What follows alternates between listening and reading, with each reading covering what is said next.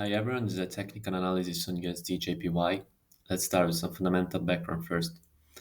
In the US, the Fed left interest rates unchanged as expected, with basically no change to the statement.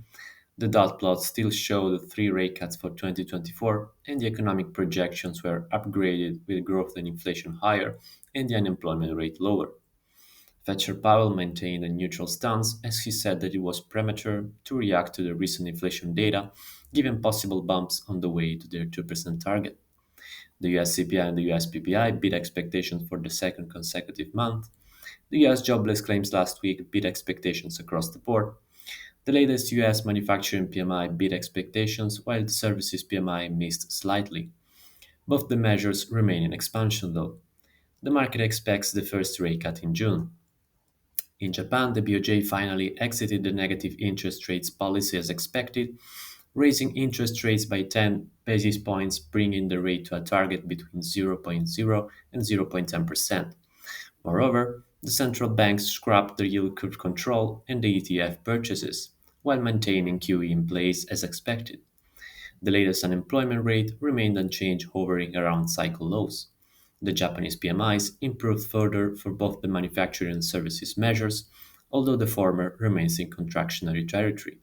The Japanese wage data beat expectations by a big margin.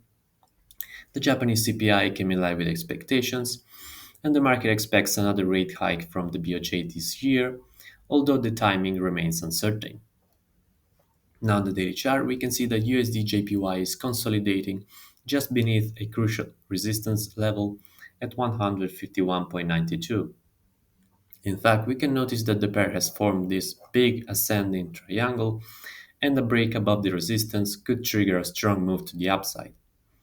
We can expect the sellers to step in around these levels, with a defined risk above the resistance to position for a drop all the way back to this bottom trend line.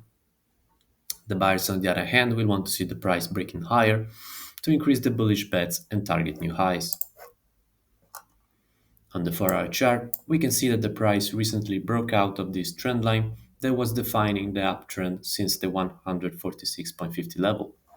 We can also notice that we had the double top here, right at the resistance level, but the price will need to break below this neckline at 150.26 to confirm it.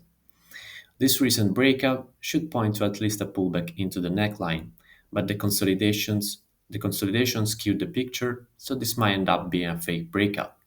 We need to zoom in to see more details. On the 1-hour chart, we can see that we have this minor support zone around the 151 handle.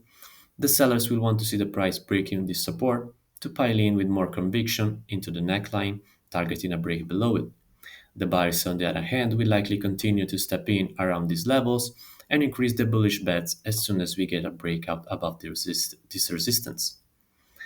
Today, we have the US durable goods orders and the US consumer confidence report. Tomorrow, we have Fed's Waller speaking.